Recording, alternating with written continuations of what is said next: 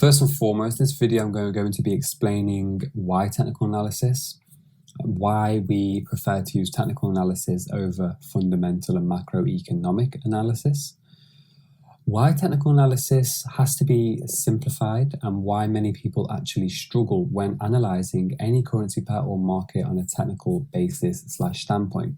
So first and foremost, this is the GBP USD chart. This is the 4-hour time frame.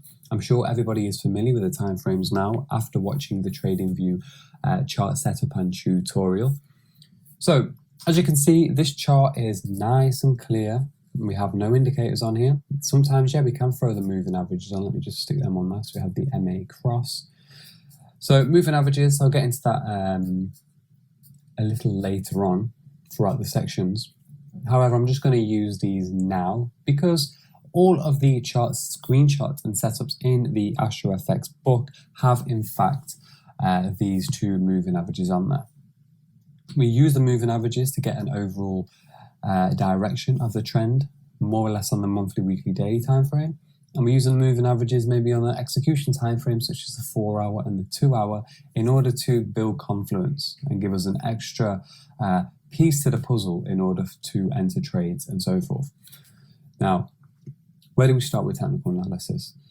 First and foremost, we have the candlesticks in front of us. Some people do prefer to use the bars. As you can see, the bar charts and the candles do differ slightly. I'll just show you the main difference. So let's take this 4-hour bar here. So we opened right next to the close of the prior bar. We spiked up to the highs and we've closed all the way down here. And then the next bar has in fact opened dead on. The reason we have this spike here is because before we closed, we did in fact come down to the lows around 1.3109. You can see the price over here. We just line it with the crosshair, 1.31079. Now, bars, yes, bars are great. It completely comes down to your personal preference. However, the preference of astrofx is in fact the candlesticks. As you can see, looking at this same price action here, same piece of price action on that 4-hour time frame, the body is actually filled. We still have the spikes though, so with the spikes to the upside, spike to the downside, i.e. the wicks, tell us where the candle, the price has been prior to that. And I just think these are much more visually in tune, more or less because I've used these from the get-go. However, I do believe dealing with candlesticks is far more sufficient in terms of judging price action reversals, looking at where huge supply and demand areas are, areas of value and so forth, rather than using the bars. And in the astrofx book, yes, we do in fact have the 10 major candlestick formations, which I will be going into detail further on in the course. Okay, so technical analysis, what our aim is with technical analysis. So if first of all, I'm going to start on the monthly time frame, as this is the highest time frame we in fact use. Now, many people often fail with technical analysis because one, they have too many indicators on the chart. Indicators such as, let's just throw some on here. So what's a Bollinger Bands is a popular one.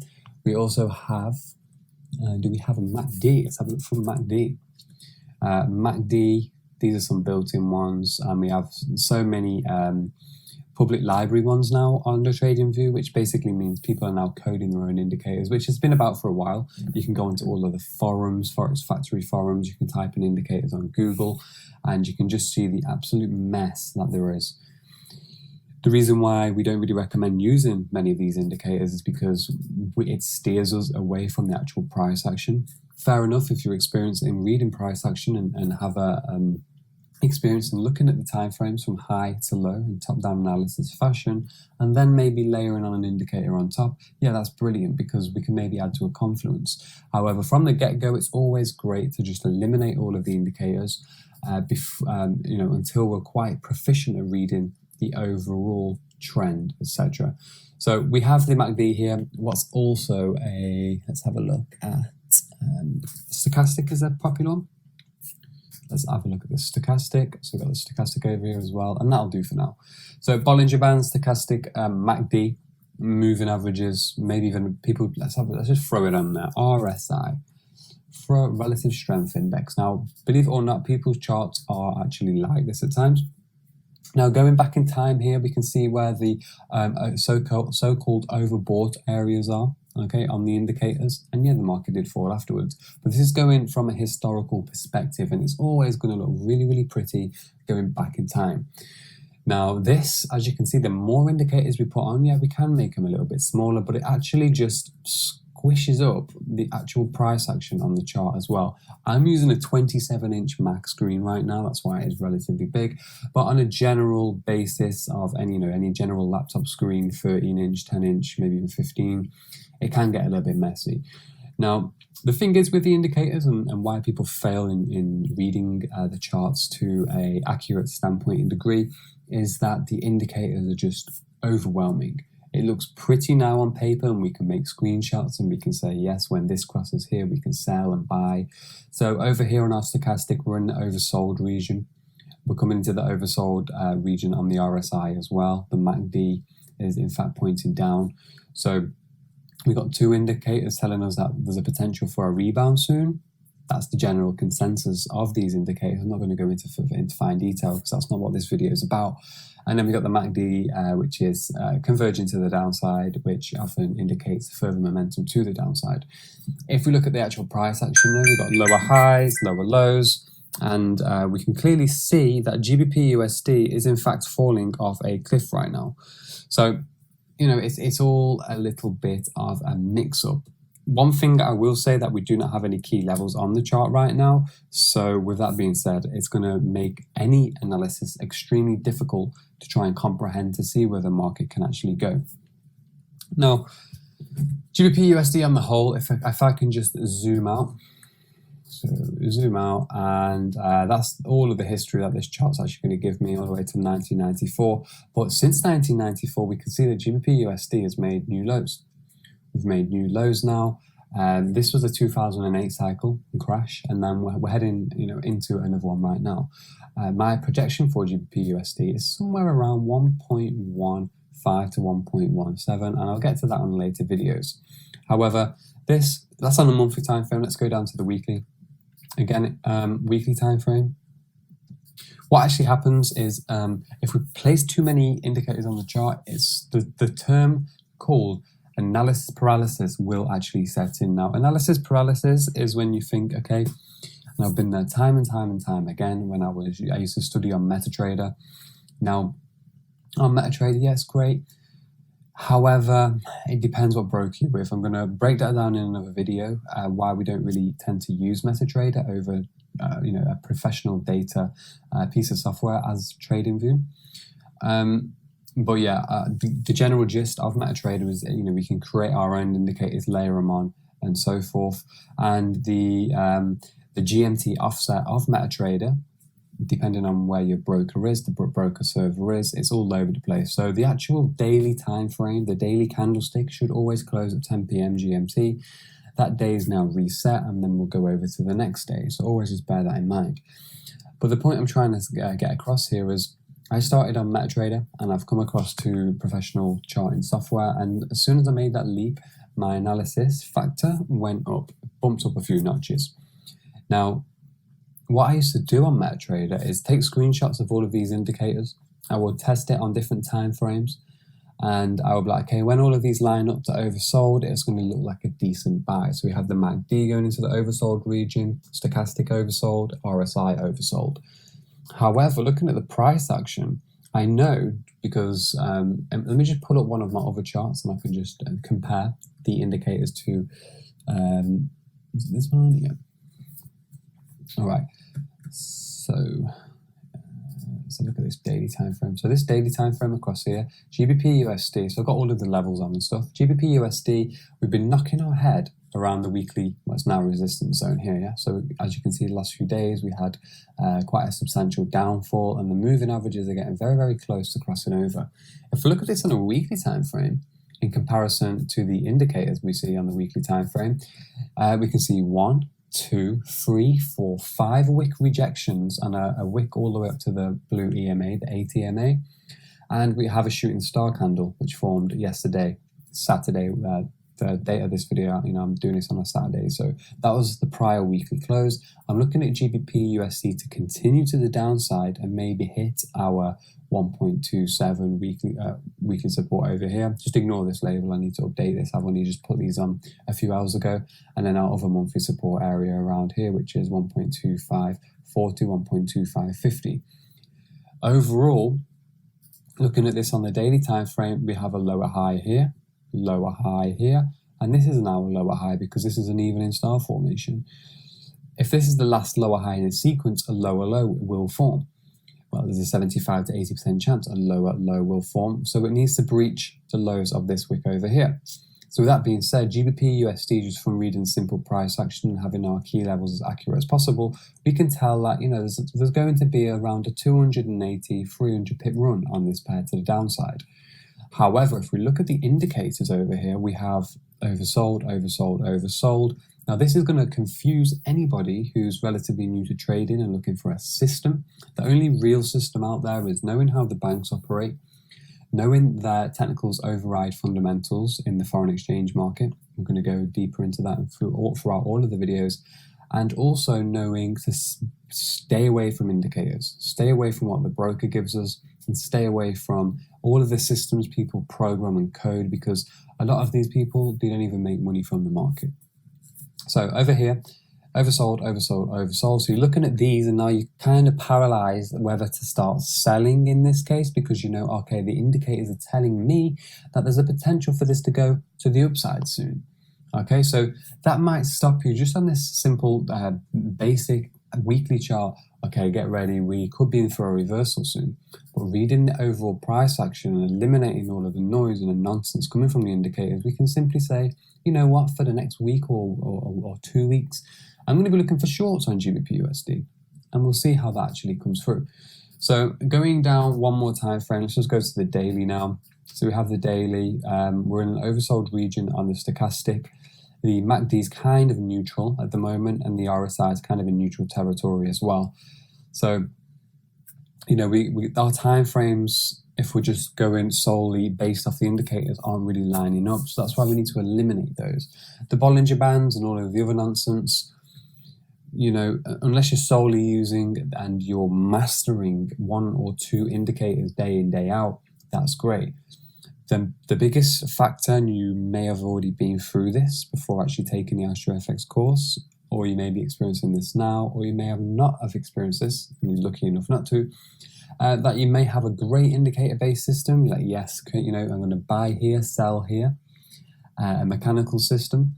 However, there's a chance that you may not even follow the rules. Now, a lot of systems will work, even if it's a 50% winning ratio and your risk reward is on point. You might have a 1 to 2 risk reward or a 1 to 3 risk reward.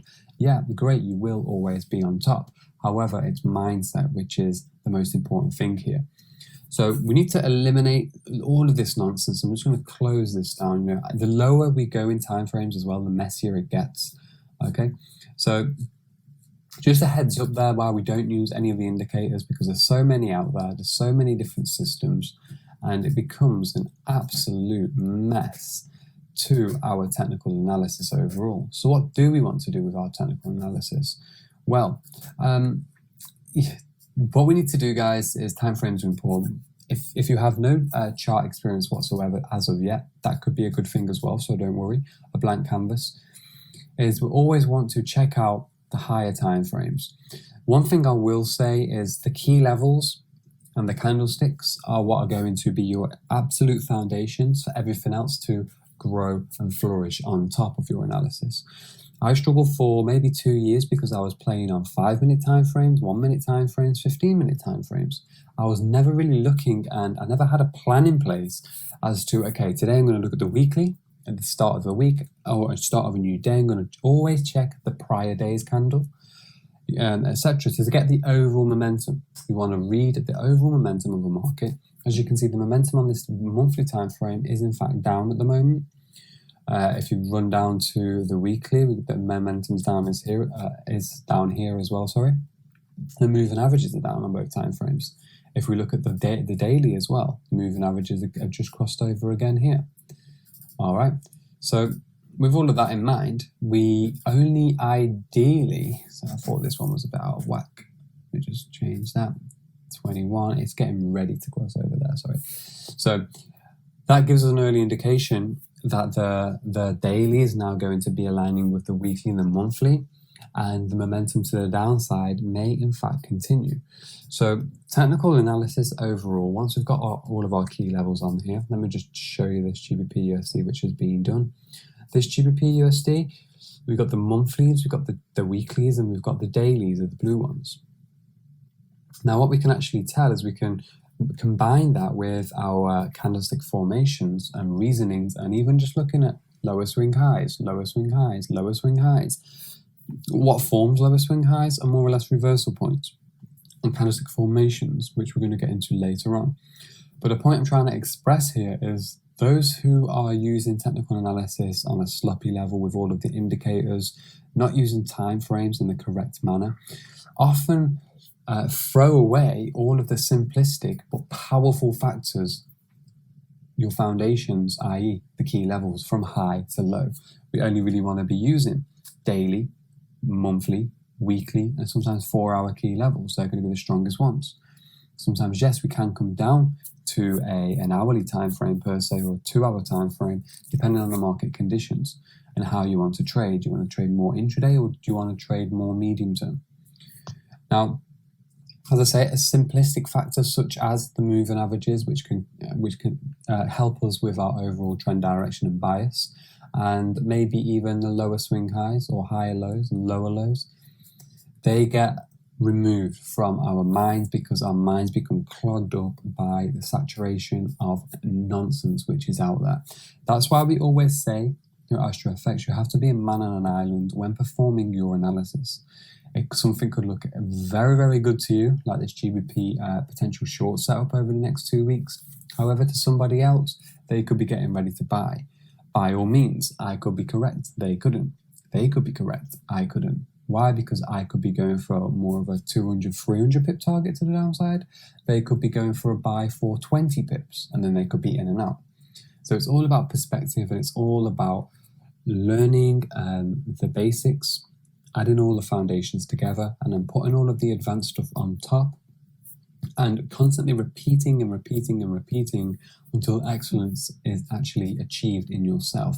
The moment you start to divert, of course, and add indicators when you don't really need to, and try to follow other people again when you don't really need to, that is when things are going to go wrong for yourself.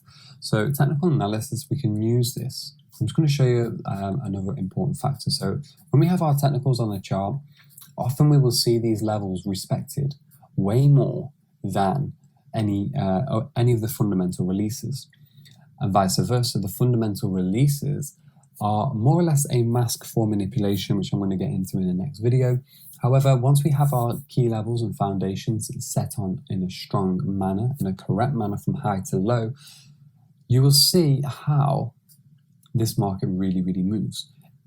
Just putting everything else aside, if you just think of any currency pair as just numbers, as just figures, okay, because that's all it is really. If we look at the line chart, you can clearly see this is just historical prices where the GBP USD has been. That price is only constricted by figures, round numbers, like 1.5 over here. This was Brexit. A few days beforehand, the GBP gained some significant strength. I've seen on Facebook many people posting, GBP USD, it's up a few hundred pips. This is a sign that we're going to stay in the Eurozone and so forth. And all it did, it enticed people to go the opposite direction. Boom, spiked straight through one of the key levels, which was predetermined and preset, by the way, and then meltdown. And then we've come into this consolidation range here, and these key levels have been predetermined and pre-drawn onto my chart as well. So the way we do things, we always want to be prepared for the future, but we always want to be aware of the bigger picture. Technicals, once we have our technicals in place and once we have our technicals solid on the chart, and we've practiced this time and time again, that's why the journal is so important, saving your befores and afters, we can then gain the confidence to say, yep, I'm going to be careful and wary of this news. However, I know there's a potential It's going to go test one of my key levels and then maybe, entice traders to go one way before actually running in the opposite direction, because the market is sneaky like that. It's very, very intelligent, and it doesn't run at random either. So currently, GBP USD is set to go a lot lower just by reading a few factors on the charts, looking at the moving averages, having the key levels set there, the rules of the key levels as well. I'm going to go into this later, but once a support level is broken, a monthly, there's a 75 to 80% chance the next weekly will be achieved. So there's certain things that we need to take into consideration and put, in a bundle. People can learn a lot about a few things, however, they don't really know how to combine everything. So technical analysis, I would say, is 90% of how this market works. The key level structure is highly important. Looking at the overall trend direction is highly important, and going from the higher time frames down is extremely important in this market. So if you are using indicators, again, you should have actually set your charts up exactly as mine are in the TradingView tutorial, but just bear in mind that sometimes you might have to just let go of what you've been practicing beforehand and just start anew. The amount of times I had to do that in my personal career is absolutely astonishing, but believe me, you can get there, coming back to the drawing board and back to basics.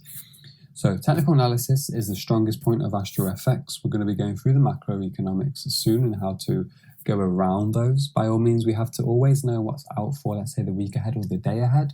But again, technicals are going to paint the clearer picture as to where the market is potentially going to go. So just remember that.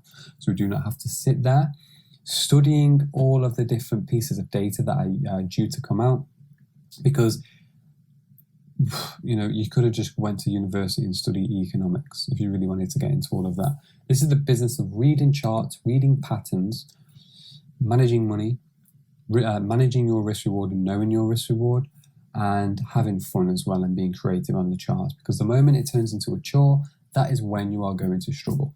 So technical analysis, that's what we're going to be going through the majority of this course. And yeah, I hope you enjoy the rest of it. So hope that was helpful.